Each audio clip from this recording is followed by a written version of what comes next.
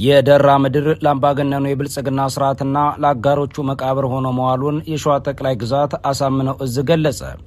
በቱቲና በሰለልኩላ ከተሞች በተደረገው በዚህ ከባድ አውደ ውጊያም ፋኖ ያገዛዙን ምሽግ ሙሉ በሙሉ ያፈረሰው ሲሆን ከተሞችንም በመቆጣጠር በርካታ ክላሽንኮቭ ጠመንጃዎችና ምርኮዎችን ገቢ አድርጓል። ተጨማሪ ይዘናል። በሽራሮ የተፈጸመውን የድሮን ጥቃት ተከትሎ በብልጽግናው አገዛዝና በህወሓት መካከል ያለው ወታደራዊና ፖለቲካዊ ፍጥጫ ይበልጥ መካረሩ ተሰማ። ሁለቱም ኃይሎች የሚያደርጉት የቃላት ጦርነት ለዲፕሎማሲ ጫና ማሳደጊያነት ብቻ እየተጠቀሙበት እንደሆነና ወደ ለየለት ጦርነት የመግባት እድላቸውም አሁንም አጠራጣሪ መሆኑ ተጠቁሟል። የትግራይ ታጣቂ ኃይል ከፍተኛ አመራር የሆኑት ጀነራል ምግበይ ኃይሌ በድሮን ጥቃት የሚንበረከክ ሰራዊትና ህዝብ የለም፣ ያለን አማራጭ ማሸነፍ ብቻ ነው ሲሉም ተደምጠዋል። የፖለቲካ ተንታኞች በበኩላቸው በሁለቱ ኃይሎች ቁማር ምክንያት በአማራ ታሪካዊና ነባር ርስቶች ላይ የተደቀነውን አደጋ ለማቅለል የርስቶችን ሉዓላዊነት ለማስከበር ፋኖ ፍጹም ፖለቲካዊና ወታደራዊ ዝግጁነት ሊኖረው እንደሚገባም እያሳሰቡ ይገኛሉ። ዝርዝሩን ይዘናል። በመካከለኛው ምስራቅ ያለው የጂኦፖለቲካና የወታደራዊ ፍጥጫ ቀጥሏል። ፕሬዝዳንት ዶናልድ ጄ ትራምፕ በኢራን ላይ ሊሰነዘር የነበረውን ጥቃት በመሰረዝ ከመጀመሪያ ደረጃ ስምምነት ላይ መደረሱን ቢያስታውቁም ቴሄራን በበኩሏ ግምታዊ በማለት ውድቅ ማድረጓ የዲፕሎማሲውን ውጥረት አወሳስቦታል። የኢራን የውጭ ጉዳይ ሚኒስተር አባስ አራግቺ በበኩሉ የክልሉ ግጭት እንዲያበቃ የእስራኤል ወታደሮች ከያዙት የሊባኖስ ግዛቶች መውጣት አለባቸው ማለታቸው ተሰምቷል። በሌላ በኩል ደግሞ የተባበሩት አረብ ኤሚሬትስ ከኢራን ጥቃት ለመዳን $20 ቢሊዮን የሚደርስ ገንዘብ ለቴሄራን መክፈሏ ይፋ ሆኗል። ጥቅል ዝርዝሮችን ይዘንላችሁ እንቀርባለን። እነዚህንና ሌሎች መረጃዎችን ይዘናል። በድጋሚ አብራችሁ እንድትቆይ እየጠየቅን በቀጥታ ወደ ዝርዝር መረጃዎቹ እናመራለን።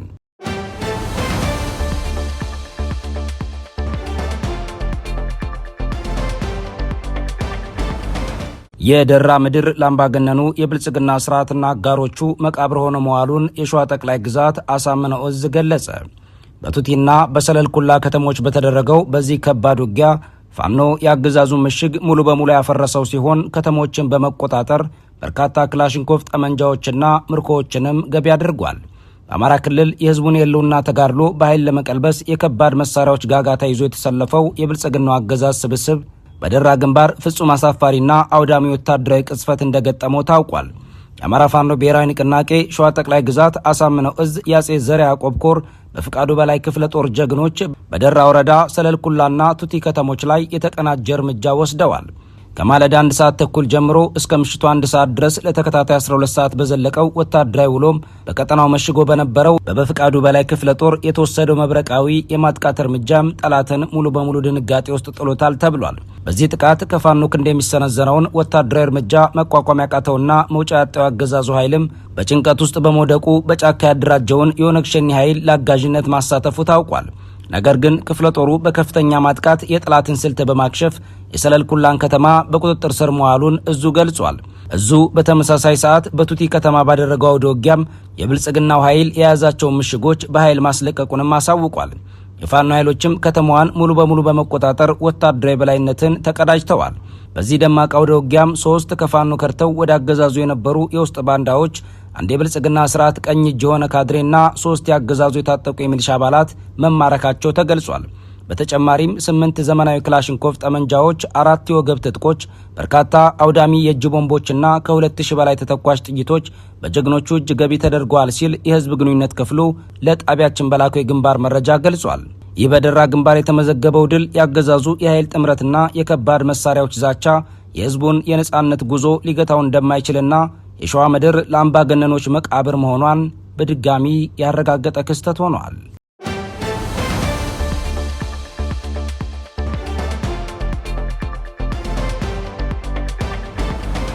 የብልጽግናው አገዛዝና የህወሓት ኃይሎች በመካከላቸው ያለውን ፍጥጫና የጦርነት ዝግጅት ወደ ቃላት መወራወር አሸጋግረውታል። ከቀናት በፊት በአብይ አህመድ ቀጥተኛ ትዕዛዝ በታችኛውና የላይኛው ሽራሮ አቅራቢያ አርሚ 13 ተብሎ በሚጠራው የትግራይ ታጣቂ ቡድን ላይ የተፈጸመውን የድሮን ድብደባ ተከትሎ አካባቢው ውጥረት ውስጥ መግባቱ ታውቋል። የድሮን ጥቃቱም ሰብአዊና ቁሳዊ ጉዳት ማድረሱን ተከትሎ በጥቃት ቀጠናው ሽራሮ ከተማ የተገኙት የትግራይ ታጣቂ ኃይል ከፍተኛ አመራር ጀነራል ምግበይ ኃይሌ ከአካባቢው ማህበረሰብ ጋር ውይይት ማድረጋቸው ተሰምቷል። ጀነራሉ በንግግራቸው የብልጽግናው ስርዓት የትግራይን ህዝብ ጠላት አድርጎ መፈረጁንና በሰራዊታቸው ላይ ጥቃት መፈጸሙን ገልጸው ሆኖም ግን በዚህ ድርጊት የሚንበረከክ የለም ሲሉ ተደምጠዋል። ጀነራል ምግበ ያክለውም አሁን የተያዘውን ገመድ በጥሰን እንደ ህዝብ እንቀጥላለን ወይም በዚያ ገመድ ታንቀን በባርነት እንኖራለን፣ እሱን ደግሞ ማንም አይመርጠውም ብለዋል። ያለን አማራጭ ማሸነፍ ነው፣ ደግሞም እናሸንፋለን። ተበተናችኋል፣ ያኔ የከፈላችሁትን መስዋዕትነት ትክክለኛ አልነበረም፣ እጃችሁን ስጡ የሚል ማስፈራሪያ ከብልጽግናው አገዛዝ እየደረሳቸው ቢሆንም ለእነዚህ አካላት በዚህ ዘመን እጃችንን አንሰጥም ማለቱ ታውቋል። በጉዳዩ ላይ አስተያየታቸውን የሰጡን የወታደራዊ ጉዳዮችና የፖለቲካ ተንታኞች ደግሞ በብልጽግና አገዛዝና በህወሓት መካከል የሚታየው ይህ የተካረረ ወታደራዊ ዝግጅትና የቃላት ጦርነት ሙሉ በሙሉ ወደ ለየለት ሁለተኛ ዙር የጦርነት እሳት የመግባት እድሉ አሁንም አጠራጣሪና አነጋጋሪ ነው ይላሉ። ሁለቱም አካላት ይህንን ፍጥጫ ለተለያዩ ዓለም አቀፍ አበዳሪዎችና ምዕራባውያን ኃይሎች የራሳቸውን አስፈላጊነት ለማሳየትና የዲፕሎማሲ ጫና ማሳደጊያ ካርድ አድርገው እየተጠቀሙበት እንደሆነም ገልጸዋል። ይህ በሁለቱ ኃይሎች መካከል የሚደረግ የፖለቲካ ድራማም ሆነ እውነተኛ ፍጥጫ ማንኛውንም አይነት ወታደራዊ ስህተት ቢፈጥር መሬት ላይ በቀጥታ የሚያርፈው በአማራ ታሪካዊና ነባር ርስቶች ላይ መሆኑም ተገልጿል። ሁለቱም ኃይሎች በአማራ ህዝብ ጥቅም ላይ ተመሳሳይ አቋም ያላቸው በመሆኑ በመካከላቸው የሚከፈተው ወይም የሚፈጥሩት ማንኛውም አይነት ግጭት የአማራን ታሪካዊ መሬቶች ለድርድርና ለጦርነት አውድማነት አሳልፎ እንዳይሰጥ ከፍተኛ ጥንቃቄ ያስፈልጋል ሲሉ ተንታኙ ይገልጻሉ። በተለይ የአማራ ፋኖ ይህንን በብልጽግናና በህወሓት መካከል ያለውን ቁማርና ፍጥጫም በከፍተኛ የፖለቲካ ንቃት መከታተል እንዳለበትም በርካታ የፖለቲካ ልሂቃን እያሳሰቡ ይገኛሉ። ፋኖ በሁለቱ ኃይሎች ፍጥጫ ምክንያት ሊመጣ የሚችለውን ማንኛውንም ወታደራዊና ፖለቲካዊ ተጽዕኖ ለማቅለል ለመመከትና የርስቶቹን ሉዓላዊነት ለማረጋገጥም ፍጹም የሆነ ስልታዊ ድርጅታዊና ወታደራዊ ዝግጁነት ሊኖረው እንደሚገባም ተመላክቷል። ህወሓትና ብልጽግናም ከቃላት ጦርነትና ማደናገር ያልፈው በግንባር ይገጥማሉ የሚለው ክስተት ተጠባቂ ሆኗል።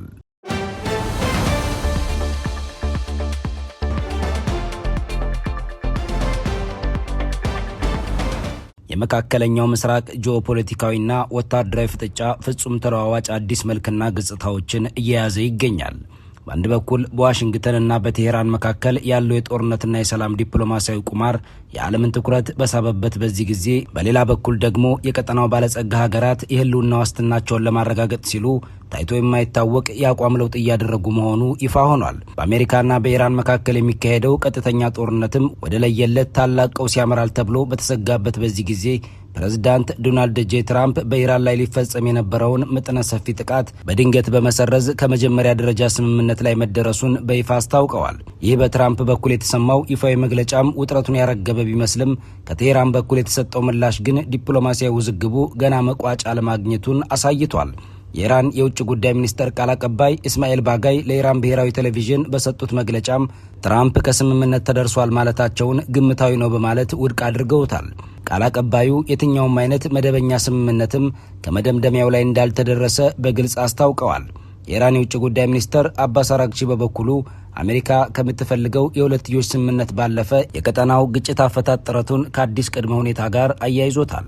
ሚኒስተሩ በግልጽ እንደተናገሩት በመካከለኛው ምስራቅ ለቀጣይ ግጭት እውነተኛና ዘላቂ መፍትሄ ሊመጣ የሚችለው የእስራኤል ወታደሮች በአስቸኳይ ከያዙት የሊባኖስ ግዛቶች ሙሉ በሙሉ ሲወጡ ብቻ ነው ብለዋል። ይህ አባስ አራግቺ ንግግር ኢራን ከአሜሪካ ጋር የምታደርገውን የሰላም ድርድር በሊባኖስና በሄዝቦላህ ዕጣ ፈንታ ላይ እንደምትመሰርተው የሚያሳይ ሲሆን ጉዳዩ የትራምፕን የሰላም ስሌት ይበልጡ ስብስብና ተስፋ አስቆራጭ እንዲሆን ያደርገዋል ተብሏል። በርካታ አካላትም የተኩስ አቁም ማዕቀፎች እንዲፈጸሙ እየገፉ ቢሆንም እስካሁን ግን ምንም አይነት የጋራ ውሳኔ አልተገኘም። በሌላ በኩል የቀጠናውን ተለዋዋጭነት ይበልጥ ያሳየውና ዓለምን ያስገረመው ትልቁ ሰበር ዜና ደግሞ የተባበሩት አረብ ኤሚሬትስ በኢራን የሚሰነዘሩባትን የድሮንና የሚሳኤል ጥቃቶች ሙሉ በሙሉ ለማስቆም ለቴሄራን በቢሊዮን የሚቆጠር ዶላር መክፈል መጀመሯ ነው። የሮይተርስ የዜና ወኪል የቀጠናውን የደህንነት ምንጮች ዋቢ አድርጎ እንደዘገበው ኤሚሬትስ እስካሁን 3 ቢሊዮን ዶላር ለኢራን በጥሬ ገንዘብ የከፈለች ሲሆን የስምምነቱ ጠቅላላ መጠንም እስከ 10 ቢሊዮን ዶላር ሊደርስ ይችላል ብሏል። ሌሎች የባህረ ሰላጤው ሀገራት የመረጃ ምንጮች ደግሞ አቡዳቢ ጥቃት እንዳይሰነዘርባት ለቴሄራን የምትከፍለው ጠቅላላ የጥበቃ ገንዘብ 20 ቢሊዮን ዶላር ሊደርስ እንደሚችል ገልጸዋል። ይህ ክስተት አቡዳቢ ቀደም ሲል ከአሜሪካና ከእስራኤል ጎን ተሰልፋ በኢራን ላይ በደርዘን የሚቆጠሩ ጥቃቶችን ስትሰነዝር ከነበረበት ጠንካራ አቋም ወደ ፍጹም ተንበርካኪነት መለወጧንና ኢራን ከዚህ ቀውስ ይበልጥ ጠንክራና የባህረ ሰላጤውን ሀገራት በገንዘብ የምታስገብር ኃይል ሆና መውጣቷን ያመላከተ ሆኗል። በባለፈው ሳምንት የኤሚሬትስ ብሔራዊ ደህንነት አማካሪና የአቡዳቢ ምክትል ገዢ የሆኑት ሼክ ታሚም ቢን ዛይድ አልናህያን በአሜሪካ ማዕቀብ የተጣለባቸውን የኢራን እስላማዊ አብዮታዊ ዘብ ከፍተኛ መኮንኖችን በአቡዳቢ በሚገኘው የክብር እንግዶች ማረፊያ ቤት በመቀበል በሚስጥር አነጋግረዋል ተብሏል። ብሉምበርግ እንደዘገበው ደግሞ ስብሰባው የተካሄደው በራሷ በቴህራን ውስጥ ሲሆን ዓላማውም ኤሚሬትስ ከኢራን የሚሰነዘርባትን የህልውና አደጋ ለመከላከል ያደረገችው ድንገተኛ የፍርሃት ዲፕሎማሲ ነው ብሎታል። የአዲስ አሰላለፍም በቀጣይ በመካከለኛው ምስራቅ ከባድ ስጋቶችና ሁነቶች ይዞ ይመጣል ተብሎ ተጠብቋል። አሜሪካና እስራኤል የአረብ ሀገራትን አስተባብረው የገነቡትን የጋራ ጸረ ኢራን ወታደራዊ ግንባር በኤሚሬትስ የገንዘብ ክፍያና የአቋም ለውጥ ምክንያት የመፍረስ አደጋ ተደቅኖበታል። በተለይ ትራምፕ ከኢራን ጋር የጀመሩት የመጀመሪያ ደረጃ ድርድርና የኤሚሬትስ ወደ ቴህራን መጠጋት እስራኤልን ቀጠናዊ ብቸኝነት ውስጥ ሊከታት ይችላል የሚል ስጋት ደቅኗል። ይህም የቤንያሚን ኔታንያሁ መንግስት የትራምፕን ስምምነት ለማደናቀፍ ሲል በሊባኖስና በኢራን ላይ ይበልጥ አደገኛ የሆነ የተናጥል ወታደራዊ እርምጃ እንዲወስድ ሊያስገድደው እንደሚችልም ይጠበቃል።